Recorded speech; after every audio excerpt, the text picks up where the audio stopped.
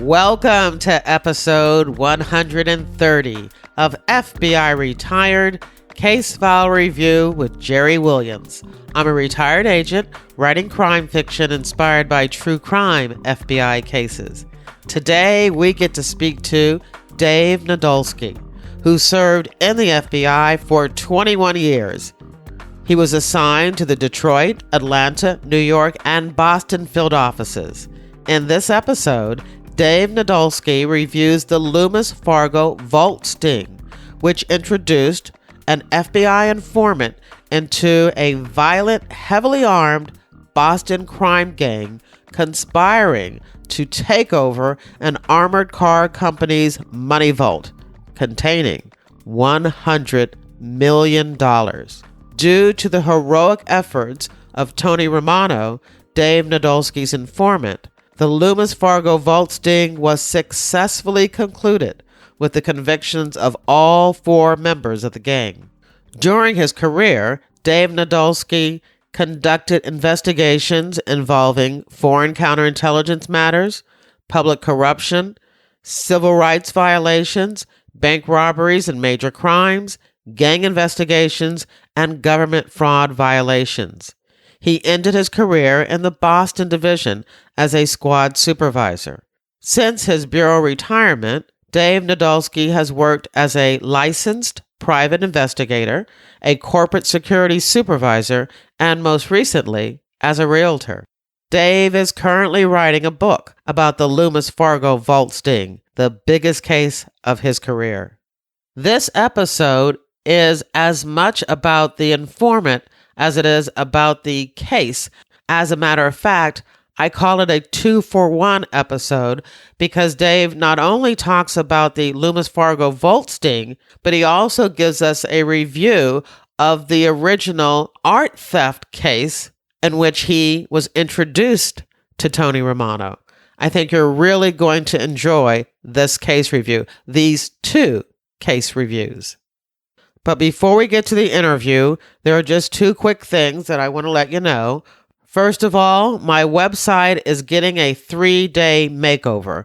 It will be under construction from Sunday, August the 25th through Tuesday, August the 27th. Now, for most of you who listen to FBI Retired Case File Review on a podcast app, you won't be affected. But I know a number of you do listen to the episodes on my website or through direct links from LinkedIn or Facebook. For those of you who want to catch up on old episodes while my website is down, I'm going to put a link in the show notes to the FBI Retired Case File Review podcast page maintained by my podcast host, Lipson. Using that link, you'll be able to get to all of the back episodes while my new website is under construction. And if you're attempting to join my reader team during that time period when the website is down, don't forget that you can also sign up on my Facebook author page, Jerry Williams Author. When you join my reader team, I keep you up to date on the FBI and books, TV, and movies via my monthly email. In the August email, I have a short FBI quiz. In next month's email, I'll talk a little bit more about my fan blog for the new CBS TV show, FBI. I also give you access to my FBI reading resource, a list of books about the FBI written by retired FBI agents who have appeared on this podcast. Currently, there's more than 40 books, crime fiction, true crime, and memoirs. My books, Pay to Play and Greedy Givers, are there too. One last thing, don't forget to subscribe to FBI Retired Case File Review on Apple Podcasts, Google Podcasts, or your favorite podcast app. Thank you. Now here's the show. I am excited to introduce my guest, Dave Nadolski. Hi, Dave. Hi, Jerry. How are you? I'm doing great. I had a request from a listener to feature some cases from Boston. And I am so glad that I found you because you have a great case from the Boston area to talk to us about today. Could you tell us a little bit about it? Sure will. I call it the Loomis Fargo Vault Facility Attempted Robbery. This occurred in February of 1999. It involved a armed gang of experienced criminals who didn't know that they had an FBI informant in their midst. And the story is about this informant and his involvement in the case. Where do you want to start? Well, I'd like to start by talking about how I met this particular informant. And it was on a different case in Boston. It was Monday, November 11th, 1996. I was on the bank robbery task force of the Boston FBI, which is a squad consisting of agents and police officers who investigate primarily bank robberies, but also major crimes falling within the jurisdiction of the FBI. And in this particular case, on that day, there was a break-in at the John Quincy Adams Stone Library on the grounds of the Adams Historical Site in Quincy, Massachusetts. This site houses the personal collection of thousands of books, which were the personal property of John Quincy Adams. 4 irreplaceable and historically significant books, including the 1838 Mendi Bible, given to John Quincy Adams by 53 African Mendi tribesmen that John Quincy Adams successfully represented in court, was one of the books that was stolen. In 1838, the Mendis were being transported on a Spanish slave ship from Cuba. They revolted, took control of the ship off of Long Island, New York. They were eventually captured and tried for mutiny. Adams successfully argued the case before the U.S. Supreme Court, won their freedom, and they were repatriated to Africa. This story is depicted in the motion picture Amistad. Yeah, I remember that. Yep. And in the Mendi Bible, one of the books that was stolen was the Bible given to John Quincy Adams by that grateful tribe. The library was entered by cutting a hole in the wooden front door. This occurred after dark. 4 books were on a table inside the library. They were scooped up and quickly removed. The alarm was triggered by the perpetrator on the way out. The case was being investigated by the FBI and the Quincy, Massachusetts Police Department. Several eyewitnesses described seeing a suspicious tan Chevy station wagon with wood grain side panels parked across the street in a private driveway and later on the grounds of the estate itself. However, no one saw the license plate. 3 days later, a phone call came from the office to me regarding a tip. A state trooper at Concord Prison in Concord, Massachusetts said that a prisoner had information regarding this particular burglary. And if I wanted to speak to him, I should get there pretty quickly. So I grabbed a detective, Tom Healy, from Quincy Police Department, and we shot over to Concord Prison. We met a trooper at the Massachusetts State Police Barracks across the street from the prison. And he told us that a prisoner had informed him that he had information concerning the person who committed this robbery. So we walked in a room on the 2nd floor, and sitting in a wooden chair looking at the ceiling was a skinny 30-ish aged guy in prison dungarees, black greasy hair. He had a short sleeve shirt. His arms were covered in prison tattoos, and this was before tattoos were popular. He had his hands on his hips, and he wasn't saying anything. So I walked up, extended my hand, and said, "Hi, I'm Agent Dave Nadolski of the FBI, and this is Detective Healy of Quincy Police Department." He didn't move or take my hand. And then he looked down and said, "Oh, Quincy, huh? That's my hometown." And I said, "Well, that's good to know, but I don't believe I caught your name," I said. And he said, "No, you didn't, because I didn't tell you." And then he looked back at the ceiling. I looked over at the detective and I, like, what is this guy playing at? I'm wondering whether we were wasting our time. So I said, "I know you have to return to the prison soon. So it's our understanding you have information on the Adams break-in." I'm the FBI agent assigned to the case. Detective Healy is a detective assigned to the case, and we're working together. We'd be very happy to talk to you, but if this is a bad time, maybe we should postpone this chat. With that, we just sat down and looked at it. Finally, the guy looks down. He has a slight grin on his face. And he says, "My name's Tony Romano. The guy who did the burglary is Kevin Gilday." I said, "Okay, who's Gilday?" And then Detective Healy said, "I think I know who he is. Is he from Quincy?" And Anthony said, "Yep, he's from Quincy." And I said, "Well, why did he take these books? He can't sell them." Tony responded that he could probably trade them for something he needs. He says, "I believe Gilday is on federal probation and was busted recently for a burglary at a gas station. So there was his possible motive for stealing the books." I said, "Well, thank you. I appreciate this information. It's very helpful. We'll look into it. And how can I get back to you, Tony, if I need to speak to you again?" "I'm pretty sure you don't want me to go to the prison, right?" He says, "Nope, I sure don't. I would like you to talk to my ex-wife, Lorraine."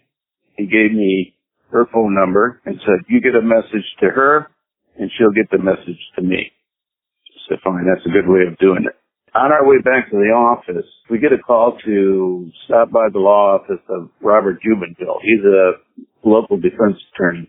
When we sat down with Robert Jubenville, he informed us that he was dealing with a client who had who didn't have possession of the books, but had knowledge of where they were located, and was willing to trade that information for a pass on some trouble he's in.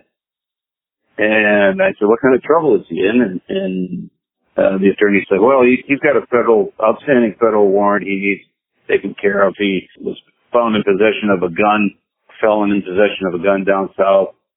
He got a 5-year sentence. He got on probation. And unfortunately, he was revoked after he was caught breaking into a gas station here in Massachusetts. So if you want the books, he needs some help." I said, "What's his name?" And he said, "Well, I can't tell you his name, but believe me, he can help you out." I said, "Well, I tell you what. Why don't you tell Kevin Gilday that we know who he is, we know he's got the books, and we're not dealing with him.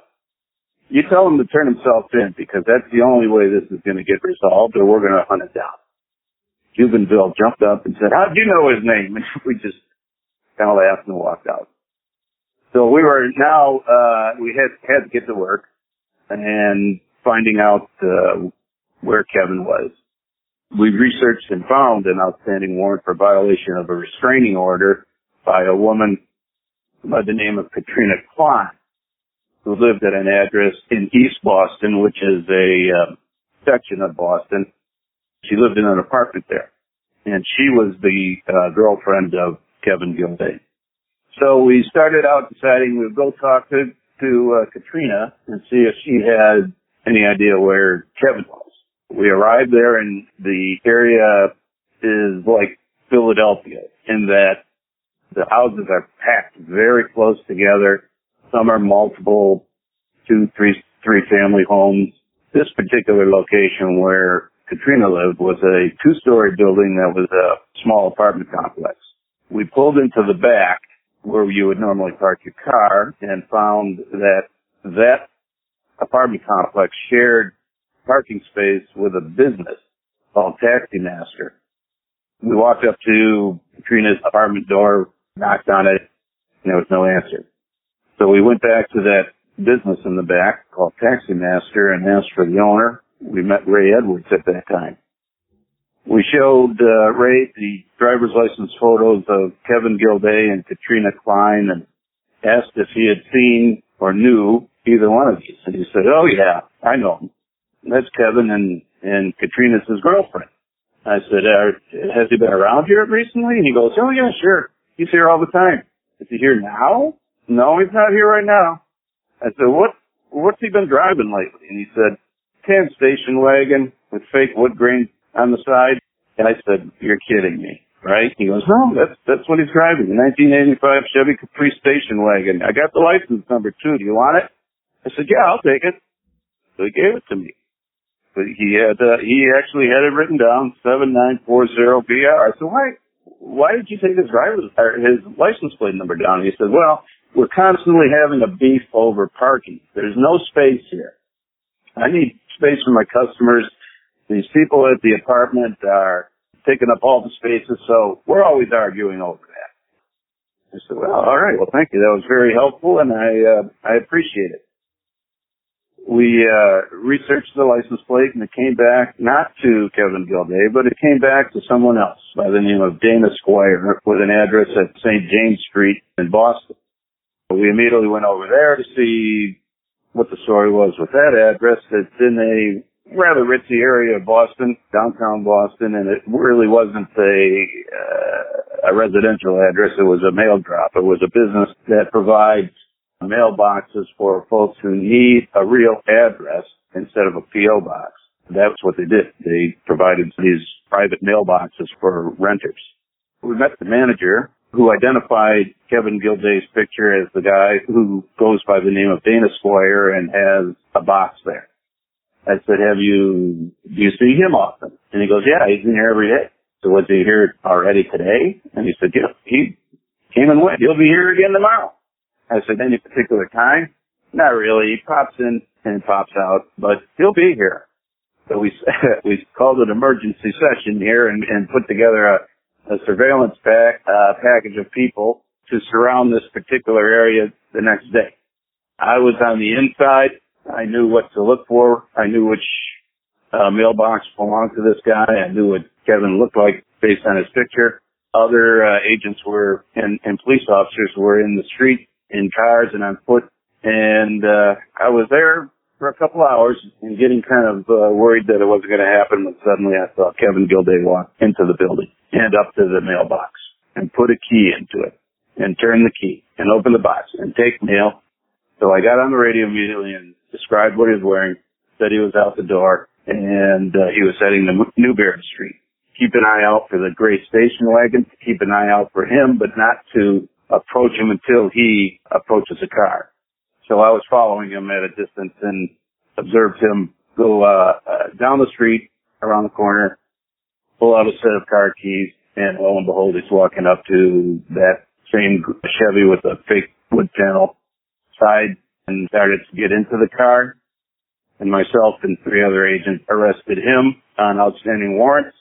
I didn't speak to him directly, but as I was searching, I was getting a search warrant for the car, which we impounded and took to an FBI garage. And as a result of that, I was hoping we would find the books inside the car, but we found a lot of junk, but we didn't find the books. Kevin was booked, and he didn't want to talk to anybody. He refused to answer any questions and was taken to a local jail. However, in his wallet, I looked at the contents of his wallet, which we seized and photocopied. He had a driver's license in the name of Dana Squire with Gilday's own picture on it. He also had a gold gym membership card for Portsmouth, New Hampshire in the name of Dana Squire with Gilday's picture on it. He had Foxwoods Casino membership card in his real name. He didn't look like the kind of guy who would work out at a gym. And it was very unusual, I thought, for him to have this identification with the phony name, with his picture, for a Portsmouth, New Hampshire gym. It struck me that maybe that's a good place to hide the books. So another agent and I went to the gym, asked for the manager, showed the manager a picture of Kevin Gilday and his membership card, and they confirmed that he was a member there. Didn't remember ever seeing him. He certainly wasn't a regular. I asked him, so if somebody comes in and they're a member, can they get a locker and put a lock on it? And he said, well, yeah, you can do that while you're working out, but then you got to take it off so somebody else can use the locker. And I said, well, if somebody did that and they put a lock on it and they didn't take it off, what would happen? And the manager said, well, eventually we'll cut it off. And then we'll take whatever's in there and put it in the lost and found. I said, oh, okay, good. Could I take a look in your lost and found? Sure, yeah, let's go in there. So he takes me over to lost and found, open the door, turn on the light, looking around, there's gym clothes, there's all this equipment that people left behind, and then over in the corner, there's a big green canvas backpack. So I walked over there. I carefully untied the strap on the backpack top, peeled it back, held my breath, and sure enough, there's the books. All of them. All four of them. Now, what made you think of all of that? Because, first of all, you see this gym membership. You're thinking he doesn't look like the type of guy who goes to the gym, but you go there anyway.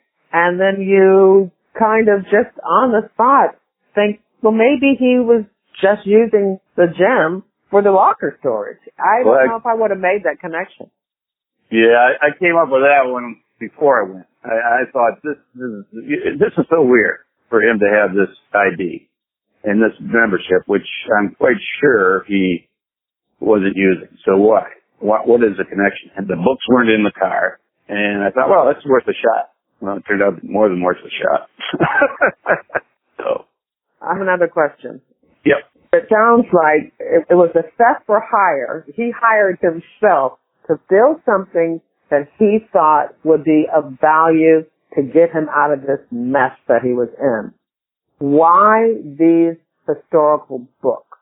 What was it that made him think that this would be something that would be a good bargaining chip for him to make with the FBI and the U.S. Attorney's Office?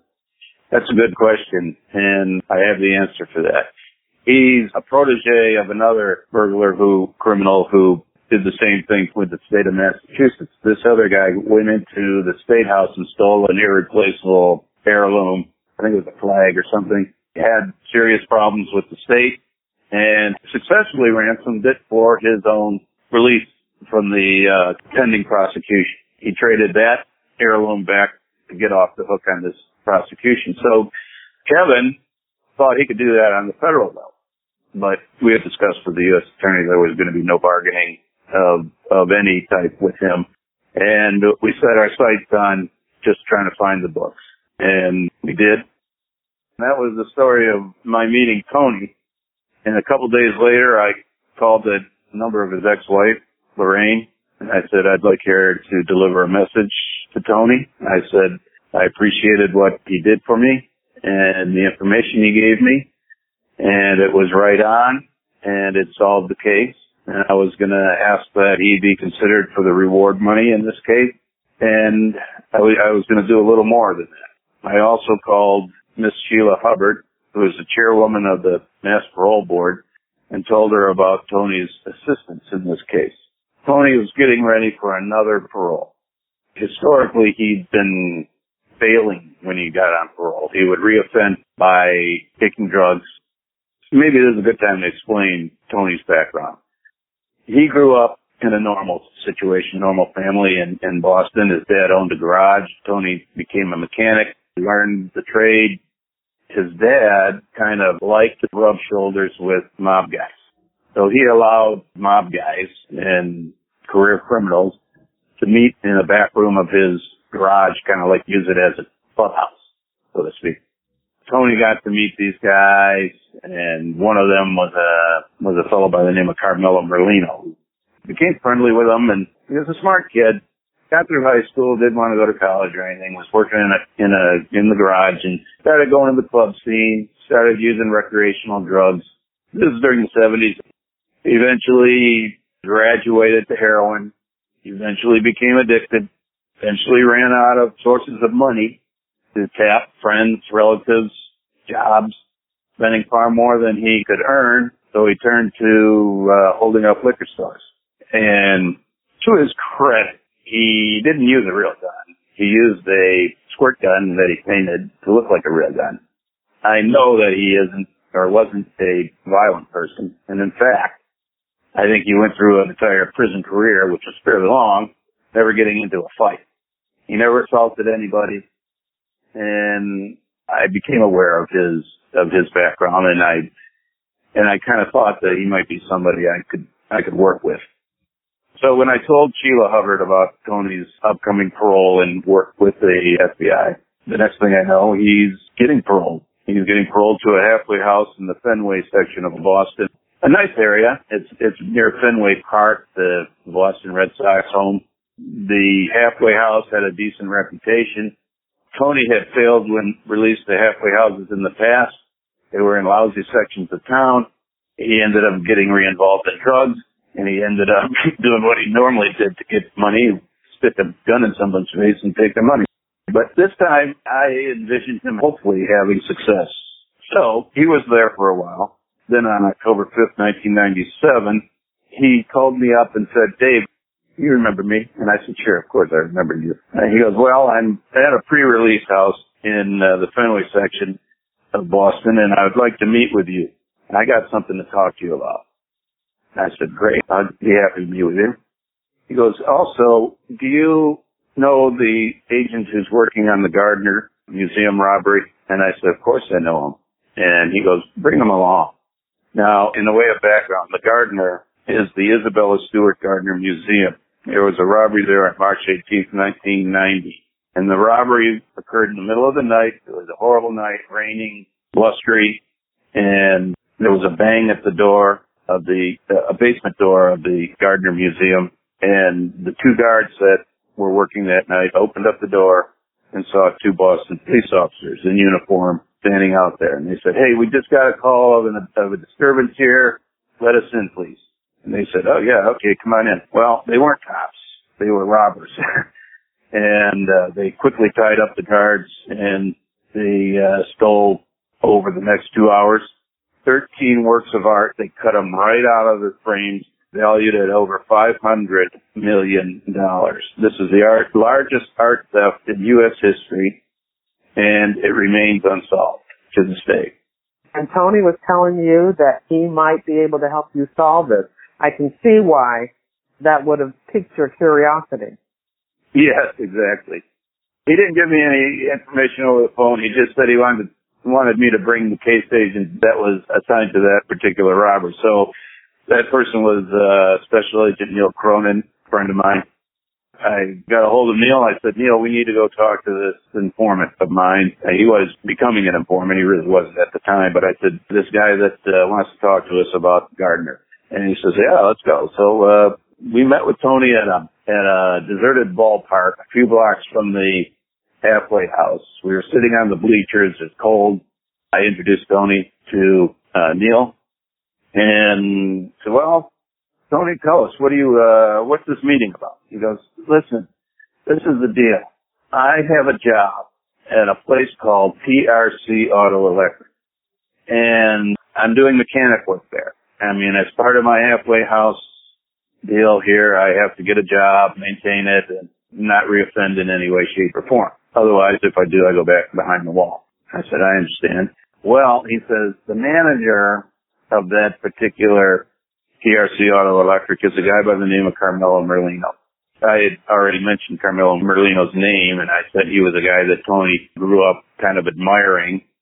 Well, he and Tony ran into one another a number of times when they were both incarcerated in various state prisons in Massachusetts. So when Tony got an opportunity to go to the halfway house, he reached out to Carmelo, who was running PRC Auto Electric. It's reputed that he actually owned it, but he acted as if he was just the manager and that there were several other owners. Either way, he was running the place, and Tony says, Carmelo's on probation right now. He's been arrested for a number of things, most recently a huge drug operation that he was running, but he hired me to be one of the mechanics. And I have a habit of coming into work very early. He said the place gets opened at 5:30 in the morning by Carmelo.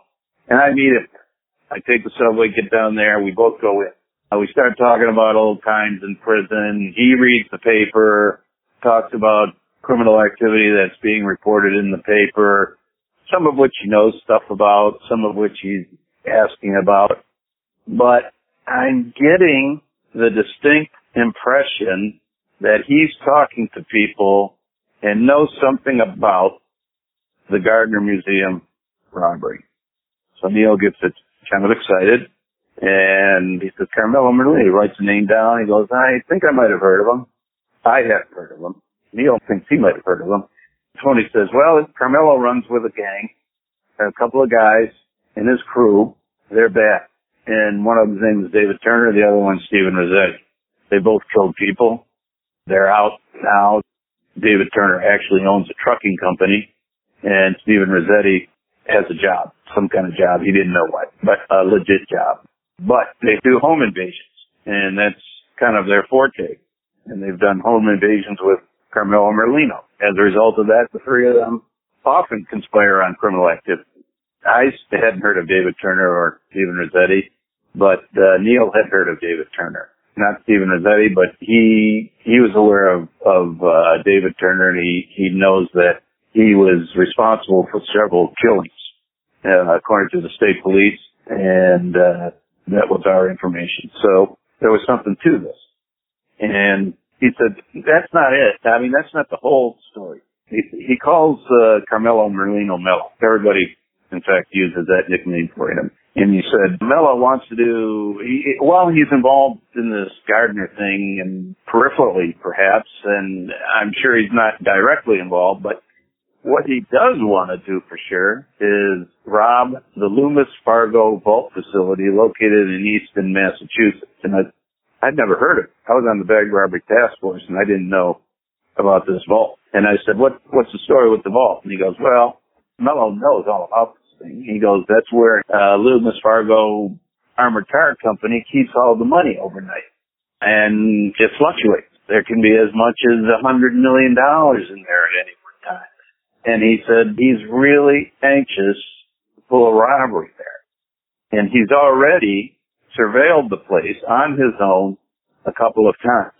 I said, geez, that sounds kind of serious. And he goes, yeah, he's serious. So not only does he want to do it, he's actually taking steps, casing the place. And the way he proposes to make this work is to find somebody who can get a job on the inside of this vault working for Loomis Fargo, a guard who he can co-opt to give the thing up in a robbery attempt and allow the robbery crew inside. I said, that sounds kind of far-fetched. And he says, yeah, I know it does, but that's the way he wants to do it. He thinks he can pull it off. Tony says to me, he's asking me if I know anybody that can get a job in there and do this. You know, I'm telling him, no, I don't know anybody. I don't know anybody. But he said to me, Dave, I'm telling you, he wants to do this. And he just talked about it nonstop. And I'm under the impression he's going to get it done one way or the other. So, with that, we researched David Turner and Stephen Rossetti. And we researched Mello, who is a mob associate, not a made man. Stephen Rossetti, I find out, has an uncle who's a made man. David Turner, and both have violent histories. Stephen has done time for an armored car robbery himself. And so they seem like a likely crew to be friendly with Carmelo Merlino. And in fact, my research revealed that David Turner was responsible for 3 murders and numerous home invasions. So we knew they were very serious guys, dangerous guys. I said, well, okay, Tony, let's do this. You just keep your ears open. You keep talking to Mello in the morning. And then you and I will talk, and you tell me what he's talking about. He goes, great, that's a good start. So we communicate. I would meet him at a subway stop as he was going to work or coming back from work, and we'd talk. From time to time, when he was able, he would call me at the office and tell me stuff. But what he was relaying is that Carmelo was meeting with all these nefarious characters. They would come by, and Romano knew them. He knew them from his past, and he knew who were criminals and who were normal customers. These guys who were criminals would come over. Carmelo would leave, go outside, talk to him in the parking lot. Tony would get a license plate for me so I could figure out who he's talking to. This goes on, and he's just telling me about the people he's meeting that he thinks are involved in the Gardner robbery or are at least trying to get a hold of the paintings somehow. Apparently, Mello was trying to get a hold of the paintings, find out where they were, and cash in on the $5 million reward, which, if he had found the paintings and got them turned over, he would have been entitled to. But he was working all the angles, trying to figure out who may have committed this robbery, where the paintings were located, anything he could do, and if there was some way to make a buck at it, he was going to go for that. But his main thrust, apparently, was this kind of wacky idea about robbing the Loomis Fargo vault facility. But knowing Mello's background, it wasn't wacky to him. It was doable. So now, did you have Tony record any of these conversations? I'm getting to that. Okay. That was my next point. I really had to sit down and have a come to Jesus with him and say, Tony, it's nice that you're telling me this stuff, and it's very helpful.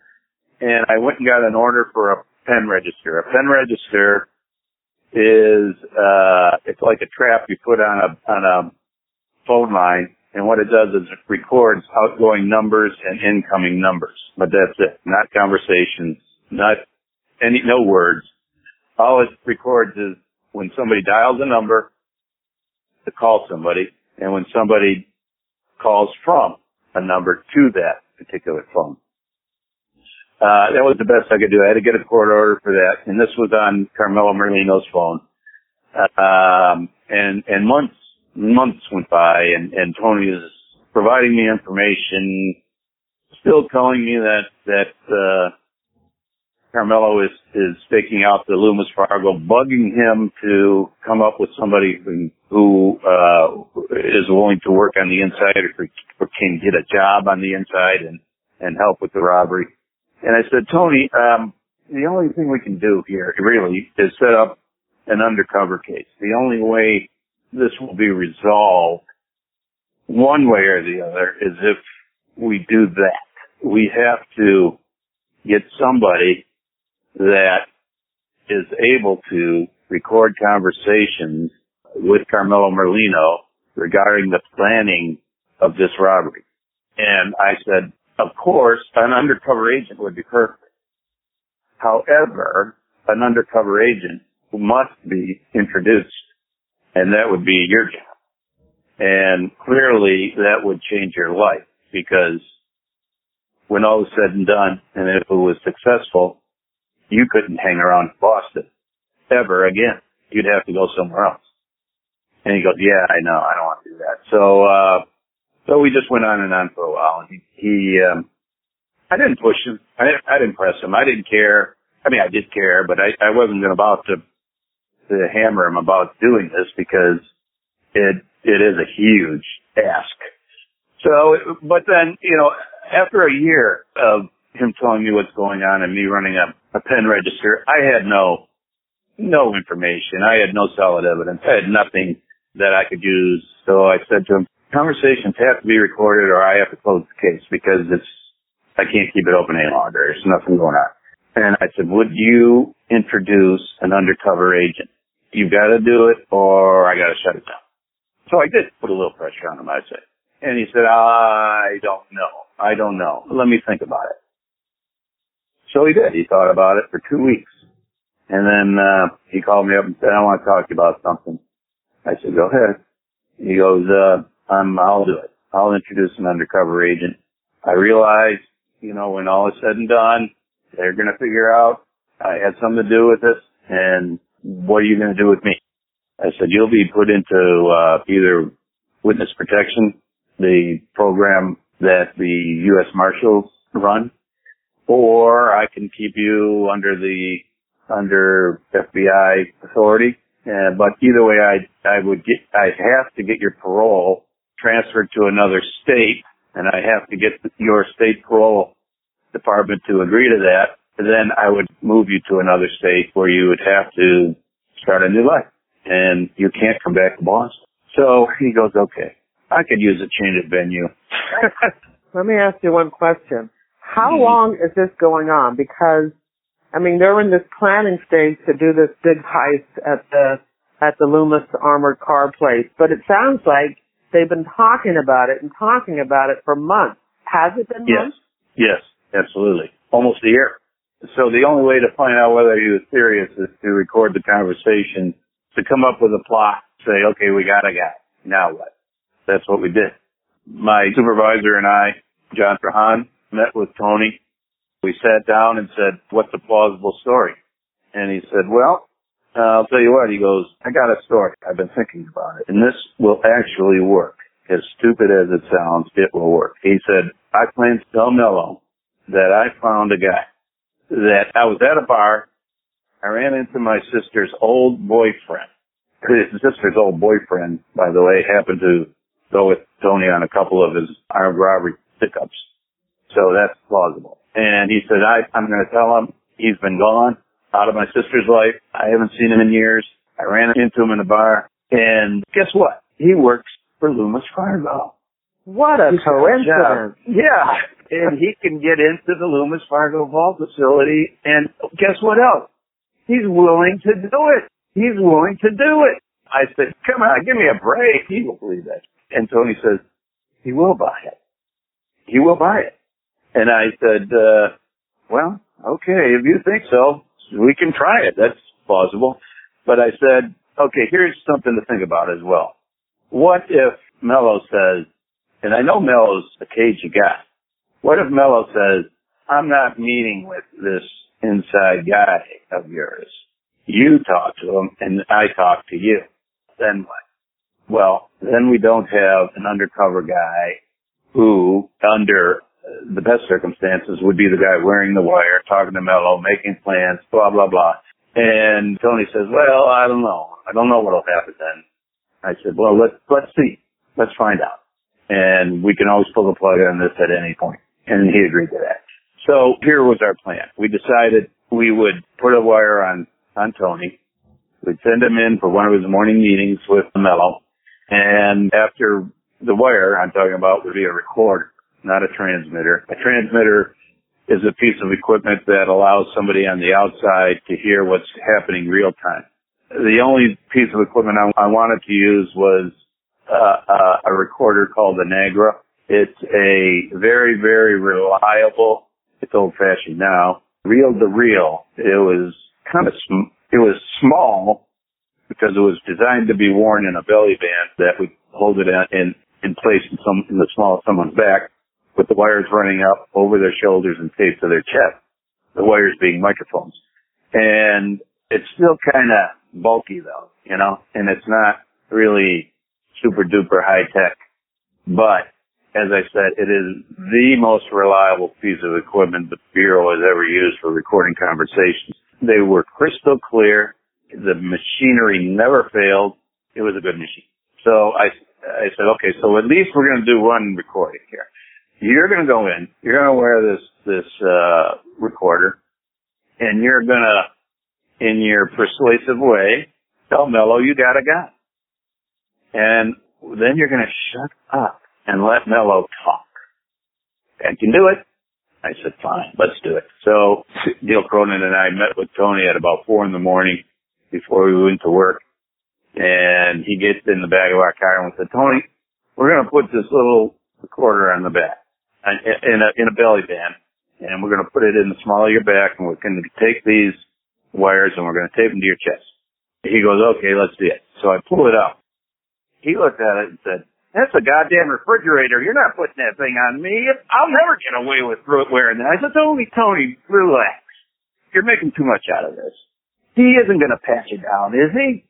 I mean, has he ever patted you down before? Well, no. I said, you won't see this. It's going to be in your back. We're going to keep your shirt untucked and he won't see it at all. Don't worry about it. So he was about ready to walk out and he said, all right, okay. So he did it.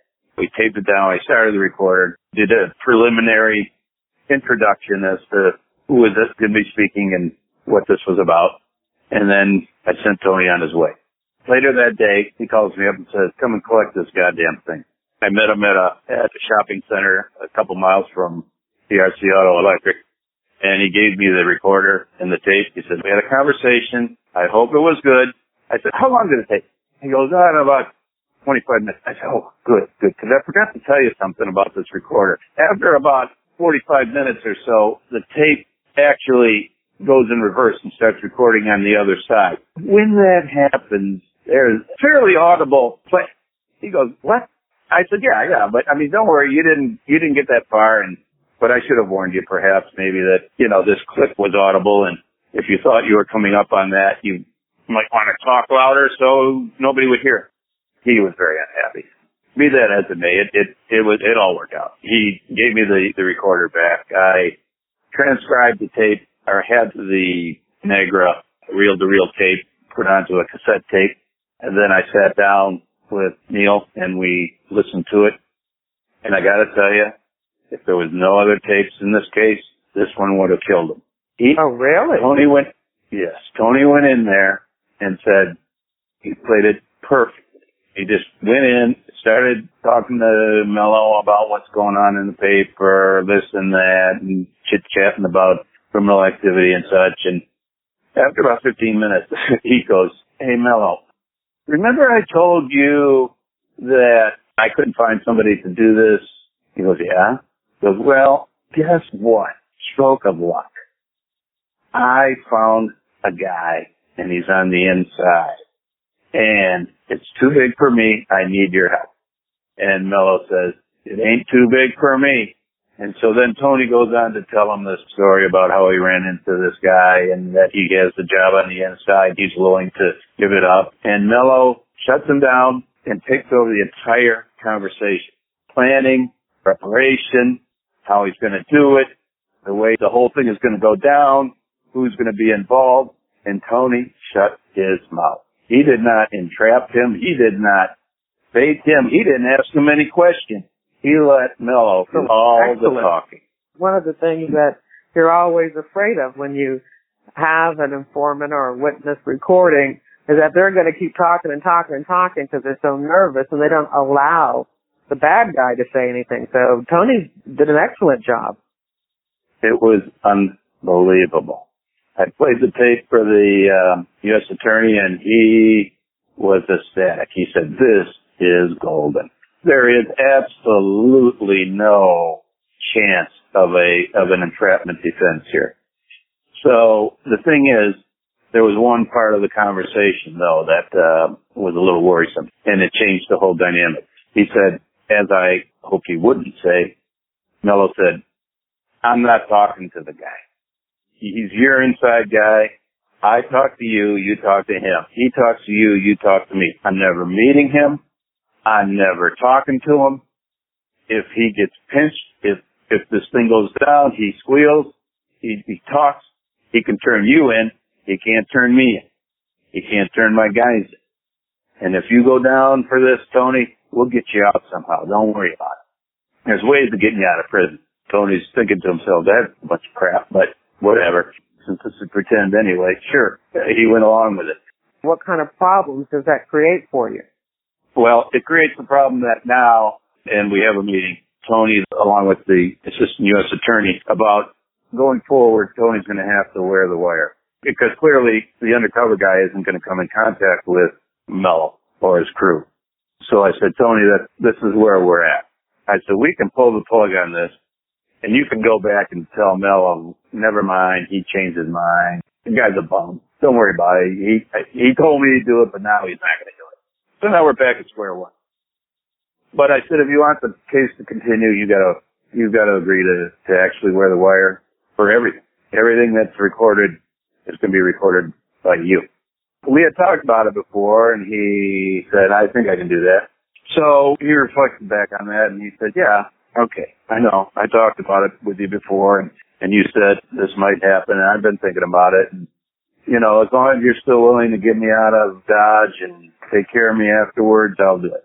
I said, "Yes, absolutely. We're willing to take care of you. That's my commitment to you. That's my duty to you." He said, "All right, I'll continue wearing the recorder." And so we actually did 21 more tape recorded conversations over a period of a few months. They were, for the most part, conversations at TRC Auto Electric with Tony talking about the Loomis job. He would put it on in the morning when he and Mello were alone. It would be the same thing every day. They'd come in, they'd talk about something in the paper, and then the conversation would get around to the Loomis thing. And Mello would shed a little more light on his plan. He said, "I've been casing this place now. I've been looking it over. I make sure I don't do it with the same car every time or go the same time. I don't want them to spot me. I want to see what their schedule is. I want to see what their routine is. Because I think we can do this with your inside guy. And I'm going to put together a crew. I want a crew of 5 guys. He says, I think that's how many it's going to take to pull this off. It's going to be Turner and Rossetti. It's going to be me and you.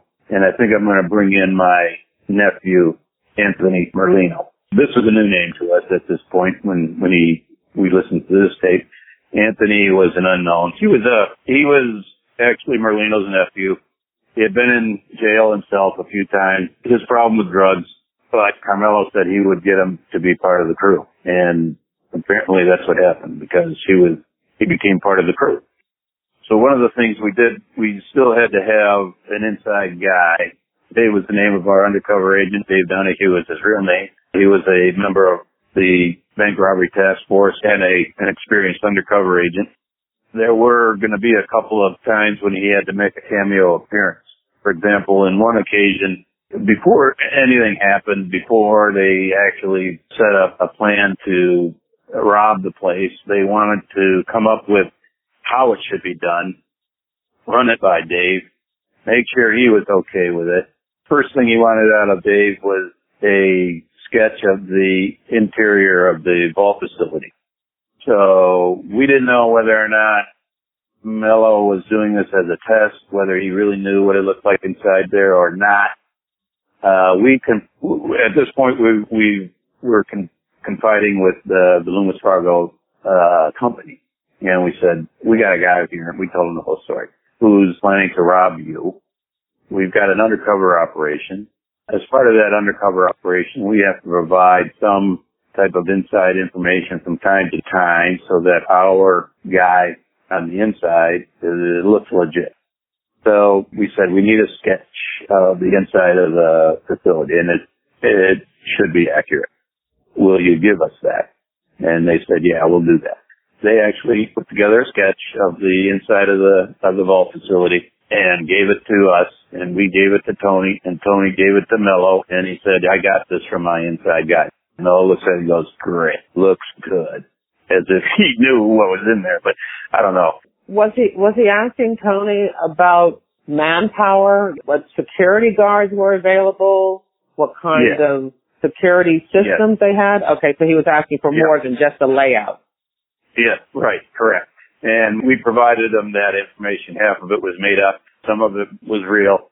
We provided detailed information about comings and goings, schedules, and he was happy with this information, thought it was good, and was believing that he had a guy that was going to give it up on the inside.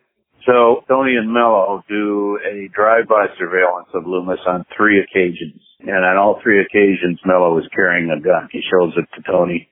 He's a felon in possession. And, we're a little worried about him hanging out with Mello with a gun, but he did threaten Tony with it at least. Are you doing any surveillance? So you're watching him actually go to the facility? Yes. We did. And the first time didn't go so well. This was the first time Tony got in the car with, actually it was Tony's car, and we had a recorder in the car, and we had a transmitter on Tony. The recorder was the same type of recorder that he was wearing, only we concealed it in the car. And the one he was wearing was a transmitter, which is a device that doesn't record, but it allows for voice transmissions to be heard by us, tracking them. So Tony picks up Mello. I've got my team of agents ready to do the surveillance. Suddenly he takes off like a bat out of hell, and we lose him in about 5 minutes. And so I said, forget it. I'm not going to run around here trying to find them wherever the hell they are. But the transmitter is out of range. I can't hear that. We had agreed to meet back at a particular location. We just sat there waiting. And he came back and he goes, okay, did you get all that? And I said, well, not exactly. So I hope the recorder's working well. He goes, what? He goes, that guy could have killed me. I said, well, look at the bright side. If he had killed you, at least we would have had it on the recorder, right? He wouldn't get away with it. So he was not impressed with the FBI. And I gotta say, I wasn't either. But anyway, we learned our lesson there, and we did 3 more drive-bys with Tony in the car, conversations being recorded, with Mello in the car, with his nephew on one occasion doing it. And then one day Tony says, look, I just got he calls me from the shop and he says, you got to act quick.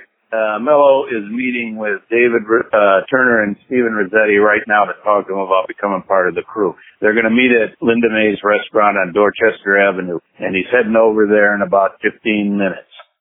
So I called the surveillance squad. We have a squad of surveillance agents in the office, and I said, I need you guys right now.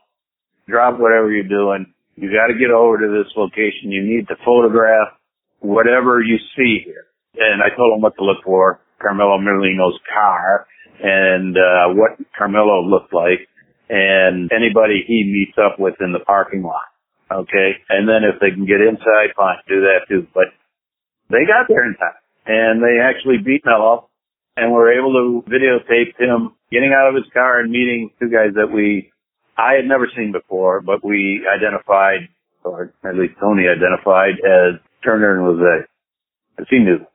They went inside, and then they recorded him coming out, and Mello getting his car, driving back to TRC.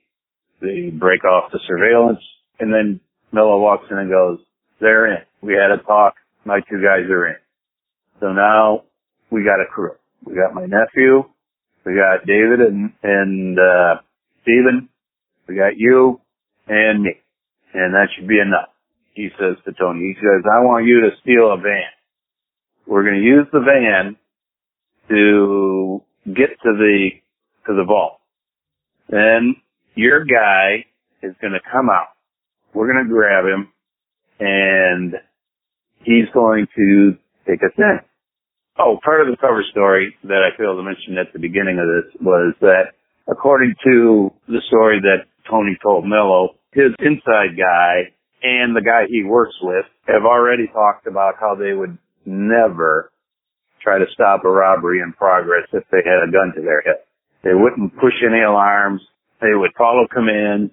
Tony said that this was what was going to happen. So the other guy that's involved, when he is aware that the place is being taken over, he'll put his hands up and he'll give them. So they're happy with that information, but they want to do a dry run. So with regard to the dry run, it was around the 20th of January, 1999, when Carmelo announces we're going to do a dry run as the dress rehearsal for the real thing. He said, you, me, and my nephew are going to get in a van. We're going to drive to the location, and it's got to be a day when Dave's there working. And what we're going to do is you're going to give Dave this pager. And he hands a pager to Tony. And he says, we're going to page him the three numbers, 999, so that he knows when he gets a page with 999, we're outside waiting for him to come out. He's going to come out, and he's going to take a newspaper out of his parked car, and he's going to turn around and go back in. Now, this is the dry run because this is the way it's going to work when we really do it. Only this time, we're just going to watch him and make sure he does it. And get an eyeball on him and make sure he's real. Yeah. I was wondering if they were going to do that. Yeah, just take Tony's word for it that he had a guy. Yeah, exactly. So they did that. And I went out at the same time. Tony was wearing a recorder, but he didn't have a transmitter on him. We didn't want to take that chance. But we did set up, myself and my squad supervisor, set up in a parking lot of a restaurant a fair distance away where we could see with binoculars the front entrance door of Loomis. Tony and Anthony and Carmelo all jump into a van one Sunday morning, drive over there. Dave is working. They punch in 999 on Dave's pager. He comes out, goes to his car, unlocks it, takes out a newspaper, puts it under his arm, locks the car back up, and walks back into the vault. So he's alive. He's a real person. And you have all this arranged with the Loomis security people. Right. Yeah, they arranged it. They allowed for all that to happen. Dave being on the inside, Dave acting in an undercover capacity like that. We assured Loomis that it was all controlled, that there would never, ever be a real robbery. And that's what we were, this whole thing was designed to prevent. Because we were quite sure that Mello would somehow get this done. he's just kind of nuts about doing armored car jobs, and that's his real bread and butter. So anyhow, they went along with it, to their credit. And I think they didn't have much of a choice, but we got their full cooperation. As I said, the dry run went very well. I was sitting out with my supervisor. We were watching it from a distance. As I was pulling out of the parking lot where I was, I saw David Turner and Stephen Rossetti drive by in Turner's car. And that was kind of a shock. Nobody said they were going to be around. They didn't tell anybody they were going to be around. We didn't know they were around. And they, on their own, just decided to surveil this thing and see if it was real. But they were going to do it separately from Mello and Tony and Anthony. That was good, I guess. I mean, eventually they all came back together and said, yeah, we were there. We saw it. We liked the plan. It looks good. Let's do it. One of Tony's jobs was to get a van and to get some stolen plates. That was going to be the van they were going to drive to the robbery with. Then when they were inside, they were actually going to steal unmarked Loomis vans. Loomis has these vans that are just plain white vans. They don't have any company logos or anything on them. And they were going to shove all the money in one of those and then steal that and take off with it. Tony was going to be driving the van. Anthony and Carmelo and David and Stephen were going to go in and do the robbery. Tony was going to drive the van they came in away, and the rest of those guys are going to pile into a stolen van and get away, hopefully. That was their plan anyway. The day after the dry run, Mello says he wants to have a meeting this time with everybody involved, except for his nephew. He wants Turner, Rossetti, Tony, and himself to get together and discuss the final details. So they set this meeting up for January 28th, 1999. They were scheduled to meet at the parking lot of the Boston bowling alley located at 820 Morrissey Boulevard in Dorchester. This is a bowling alley that was fairly close to TRC Auto Electric. They were supposed to meet at 6 o'clock. It was snowing to beat the band that day.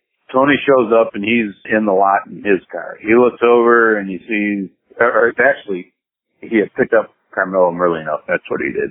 And the both of them were sitting in Tony's car waiting for Turner and Rossetti to show up. 6:15, they're still waiting. 6:20, still waiting. Tony goes into the bowling alley looking around for him, doesn't see anybody, comes back out, gets in the car. Oh, and by the way, this time he's mic'd up, he's recording, he has 2 recorders on him and 1 transmitter. I mean, he is loaded for bear. So, because this is going to be the planning meeting, the epitome of the planning meetings, the biggest one.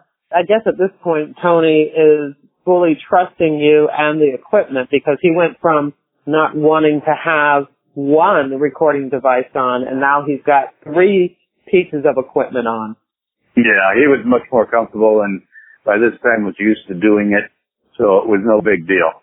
He figured out a better way to hide it. I gave him a jacket that had this equipment embedded into the lining of it. It was a denim jacket like you would normally wear. It was tested and it was working, and we wanted no mistakes for this meeting because it was going to happen once and once only. At around 6:30, Turner and Rossetti show up. They walk over to Tony's car, knock on the window, scares him. He puts down the window and he goes, "Hey, we're here. We've just been sitting around waiting. We've been looking around for surveillance. We don't see any." Well, there was surveillance. We were out there. Like I said, the snow was coming down like crazy. Nobody was putting on their windshield wipers or doing anything to attract attention. So we were able to fly under the radar and not be observed. And they said, let's go over to the Bickford's restaurant, which was just around the corner. We'll sit in there and we'll talk. So they go in there into the Bickford. They sit down. Tony takes off his jacket, unfortunately, and lays it behind him. And I'm recording the conversation of the people next to him much better than I'm recording the conversation taking place at the table. I can only hear a few words here and there, But luckily, two Boston cops walk in and sit down next to him, so they go, we're done. So they get up and go back they all go into Tony's car, luckily. And, not that it really mattered, because the recording devices weren't as jacked. But they all decided to go sit in Tony's car, go into a remote area of a parking lot at a CVS drugstore located across the street from the Bickford's restaurant, sit there and talk. So the rest of us put ourselves in position, and we can hear the transmissions as they're taking place, and we know that they're being recorded, and we can tell there's a lot being discussed. And most of it's being discussed by Stephen Rossetti and Carmelo Merlino. Those two are jabbering away about all the jobs they did, how this is going to be a piece of cake. Stephen's talking about, how he's done this before and how he's a great driver, and when he's chased by the cops, he just rams them and he can get away. He talks about his armament. He's got automatic weapons, and then he says something about a hand grenade. And what? I didn't quite catch it when we were listening to it over the radio, but after I met Tony, I got the jacket back from him and I said, "How you doing?" He goes, "Oh my God, I'm shaking like a leaf." He goes, but did you hear what he said about the grenade? And I said, "No, what? What did he say?" He goes, "He's going to bring a hand grenade to this thing. He said he's got automatic weapons."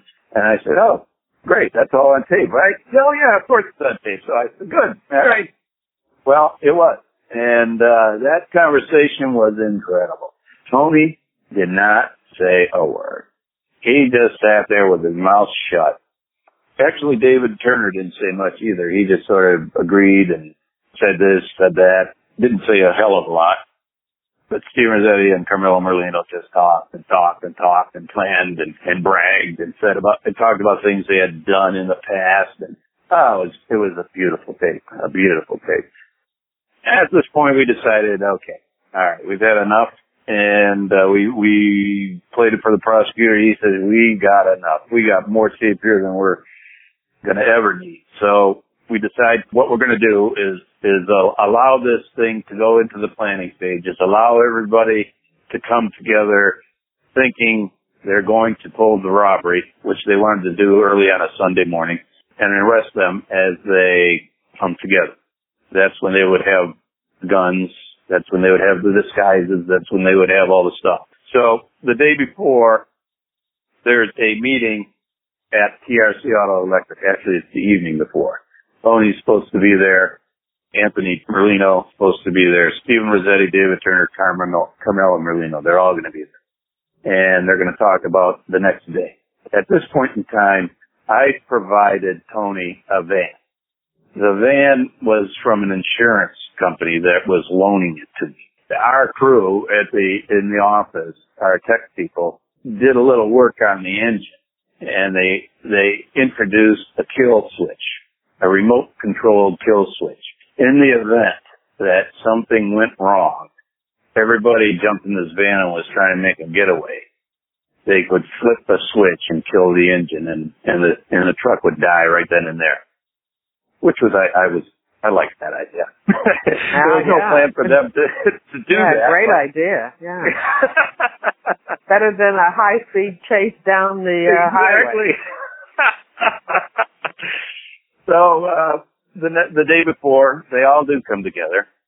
Anthony Merlino's job is to bring 3 gigantic hockey duffel bags with which they were going to stuff money in. The van is in the shop. The stolen plates are on it. They're not stolen plates. I provided the plates. They were undercover plates. But Tony told him he sold the van, he sold the plates, and that's what everybody thought it was. So they were set to go. They talked, and I told Tony, okay, I want you to wear a wire, and I want you to wear a transmitter, and I want to conduct surveillance outside, like we did at Bickford's. And he said, no. I said, why not? He goes, I don't know. I just don't want to wear anything.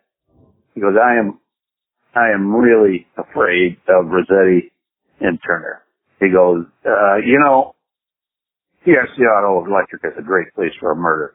It's just a big cavernous shop. There's this little room downstairs that stuff goes on, criminal activity. He goes, I don't want them finding a recorder on me. If they do, if they find anything suspicious on me, we'll put one in my head right then and there. I know it. I said, Tony, they aren't going to do that. He goes, they'll do it. I said, okay. I'm not going to, all right. I said, this is your call. It's against our protocol. Now, why all of a sudden is he now afraid? I don't know. Before that, he was more and more paranoid. Yeah, he's getting more and more paranoid because this thing is just going to happen the next day. And so I didn't want him, I wanted him as comfortable as possible. I didn't want him jumping around and looking like he was stoned or something, like he was nervous about something. So I wasn't going to argue with him. I allowed it to happen.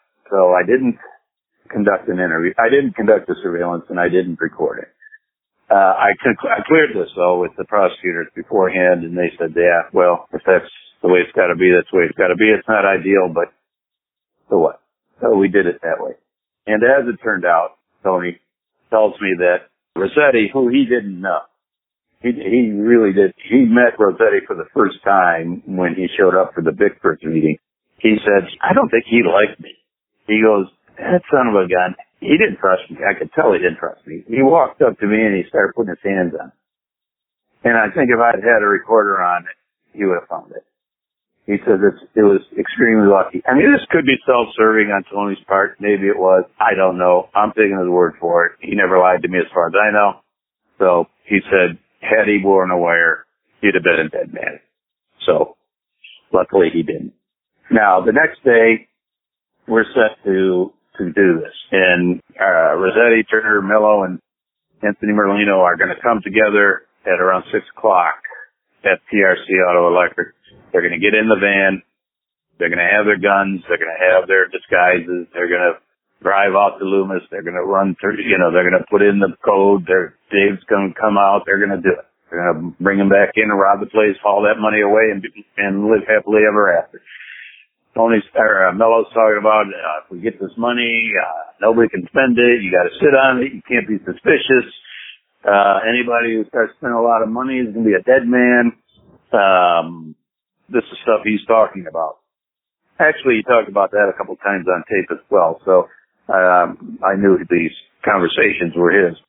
What we did was law enforcement, that being Boston PD, the Boston FBI, came together and met at around 4 in the morning in Dorchester. Boston PD was providing the outer limit security.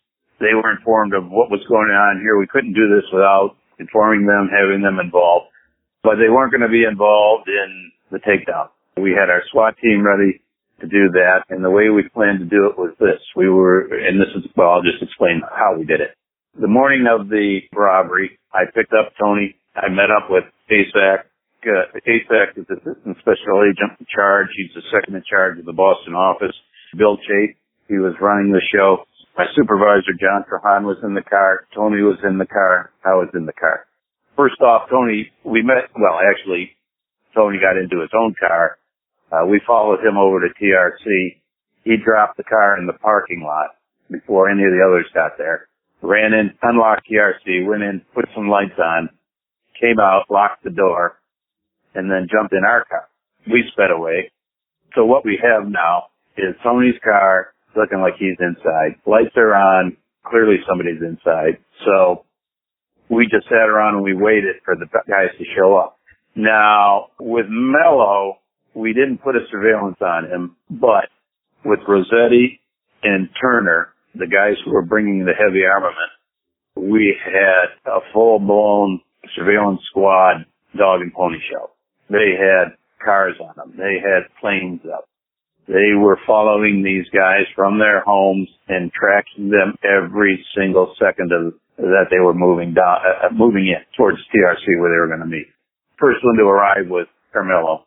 We observed him go into the parking lot, parks his car, walks up to the door, starts to put a key in. He's rapping on the door, starts putting the key in, and suddenly a SWAT van pulls up. 5 ninjas jump out, grab him, hoist him into the van, and whoosh, disappear. 3 seconds. Nice and clean. SWAT team, SWAT team took him down. So the next guy to show up is his nephew, Anthony. He walks up. Sees two cars parked there. Looks good to him. He walks up to the door. He's gone. Arrested. Out of sight. So the last two are David Turner and Stephen Rossetti. Like I said, we have close surveillance on them. First, Turner is observed coming out of his house, getting in his car. It's a Tahoe. And he drives it to an apartment complex where he parks in a parking lot there. And the apartment complex is just a couple miles from TRC Auto Electric. And then he sits there. And we were wondering what was going on because the plane says he's not getting out. He's just sitting there. And so then here comes the other surveillance team following Rossetti. And Rossetti is heading in the direction where Turner's located. These two actually had a meeting. They had pre-arranged to meet together.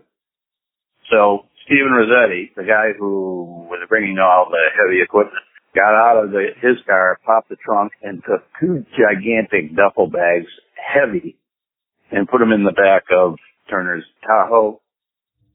They locked it, jump into Rossetti's Honda, the red Honda, and they start heading over to TRC. We're watching them very closely from the air and from the ground. But instead of pulling into the driveway, they, for some reason, drive right by. They don't go into the parking lot. And they come back again and kind of ride around up and down some residential streets for some reason. And then turn around, get back on the highway, and fly back to where the Tahoe is located at that apartment complex. No, wait, I'm sorry. I got this wrong. They didn't transfer those two big bags until this point. At this point, they're still in the car. And they go and transfer the bags containing what we think are the guns and hand grenade and everything else into Turner's Tahoe, and then jump back into the red Honda and head back to TRC. So they did like a pre-surveillance first. They went to check it out before they took the weapons. Well, they had the weapons with them, right? And then they did a pre-surveillance, but something, I don't know what it was, but something bothered them. So they went back and took the incriminating evidence out of the Honda and put it into the Tahoe. Okay. And so they wouldn't have it in with them. So then they get back into the red Honda and go back. But they're very hinky. And whatever that hinked them up the first time really got them hinked up the second time, because after a pass or two, they just blasted out of there, and they were heading right back to the Tahoe. So the order came down from ASAC Phil Chase to the SWAT team to make the arrest. They were being followed. We knew where they were. They were on what was called Morrissey Boulevard in Dorchester. And the SWAT team they were in their big SUV, and they were being guided in to intercept. It just so happens they did intercept on Morrissey Boulevard right outside of a hockey rink. And by this time it's light and the parking lot is full of kids and their parents. There's going to be a hockey game taking place inside the rink, obviously. And Rossetti's flying down Morrissey Boulevard, which is right next to the hockey rink.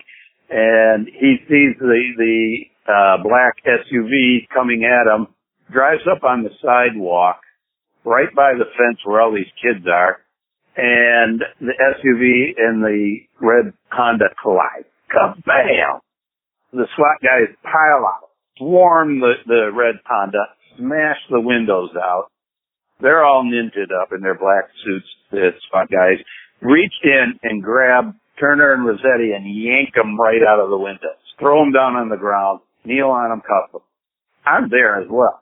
I'm there with ASAC Chase, with John Trahan, and I've got Tony in the car, and he's just going crazy.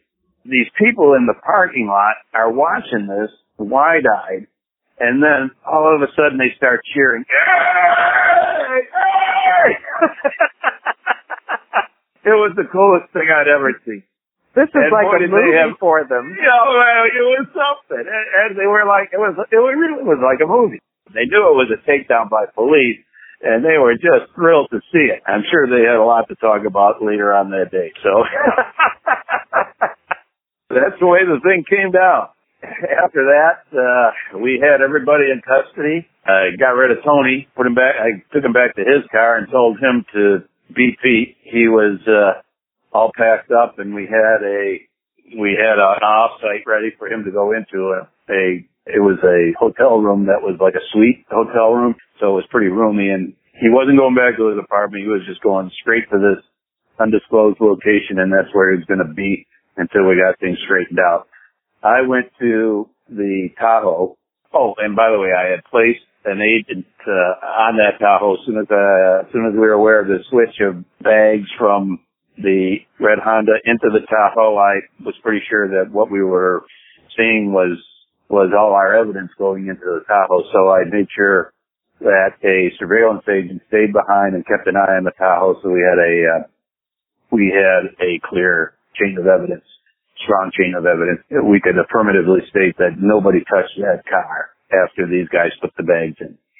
So I went to the Tahoe and arranged for that agent to stay there along with a couple more and to get the Tahoe towed to our secure garage, FBI garage, where I was going to execute a search warrant. In the meantime, I went to the office, sat down with each of the defendants and asked them if they had anything they wanted to talk to me about. They didn't, because number one, they didn't know that we had their goods, that we had all their evidence. And they just said, no, what are you talking about? We weren't doing anything. So none of them would talk. I didn't expect them to, but I wanted to give them I wanted to take a chance and see if maybe they'd say something about the Gardner paintings, or I don't care what. They did. So then I met up with the U.S. Attorney's Office, and we got a search warrant for the Tahoe. We executed that immediately with the evidence response team, and they went in, searched it, and members of my squad were there, and they did pull out a haul. They pulled out all kinds of masks and equipment being a bunch of handguns, disguises, uniforms, scanners, an assault rifle loaded, and that fragmentation grenade, alive, as we found out later. Oh, so it was a grenade. Well, they were going to use that grenade to toss at the cops if they had a problem getting away with the money. You know, if somebody got onto them, if an alarm went off and a description went out and the cops were on their tail.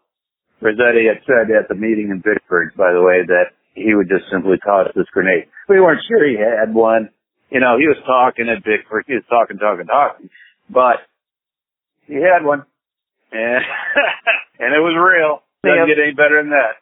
You've given me a photo of those weapons that were on display after the arrest. And so I'll have that in this episode's show notes. So if anybody wants to actually see the weapons and the grenade, I have a picture of that. Now, you also mentioned disguises. What kind of disguises were those? They were rubber masks of Halloween masks. Basically, full head Halloween masks. I guess they were going to be wearing those when they went in for the cameras. The uniforms were like jumpsuits. Once again, I guess it was just to look uniform. And clearly with these things on, nobody could tell who they were. They were planning to get in there and disable the camera system anyway, but we're also planning to use these disguises as insurance. You know, Tony at this point was, we kept him under FBI authority, and I moved him to Florida. I got his parole, moved to Florida, and he went there, lived there for a short period of time, apparently reoffended and may have gotten into drugs. They violated his parole and kicked him out of Florida. He had to come back to Massachusetts. I had the pleasure of getting him into rehab and trying to keep him safe until trial, which wasn't going to be for quite a while. So, since the FBI is not in the business of dealing with witnesses long term, I did get him into the witness security program, and they kept him, and he did sober up I mean, he did reoffend a couple of times. By reoffend, I mean get back on drugs and then steal something and get arrested. So I did have to intervene on several occasions, or not necessarily intervene, but at least tell the authorities that, you know, this guy needs to be protected in prison or in jail or wherever he's at. And so he would be put in solitary, and that's not pleasant, but it's safe. And eventually he got into a federal facility after he entered WITSEC, where he was able to stay until he had to testify for trial. He was on the stand for 5 days. He was grilled mercilessly, as you might imagine, by 4 defense attorneys, and he held up. I was grilled for 3 days, and my 3 days were the longest 3 days of my life, and for him it wasn't easy. But it didn't matter. Right off the bat, the prosecutor made a smart decision. He says, ladies and gentlemen of the jury, Anthony Romano is going to be characterized as a snitch, as a criminal, as a drug addict, as unreliable a person as you can possibly find on the face of the earth. And this is all going to come from the defense attorney. And guess what?